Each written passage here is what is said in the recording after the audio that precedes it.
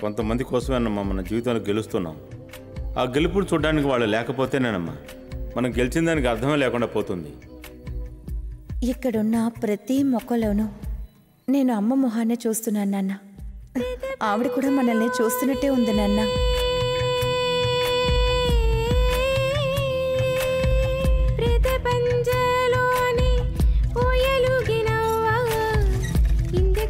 కూర్చున్నప్పుడు ఎట్లా బాధపడ్డావు, రెండు జడలయ్యడము ఎవరే నీకు నేర్పారు, ఒంటరిగా ఉండడానికి సామి పంచ కట్టుకున్నా, గాడి కడిపులు గర్భసంచి విచిత్రము, కోడి పుంజు పుద కడుకము నీ హిస్రాల దర్శనము, 7 జన్మ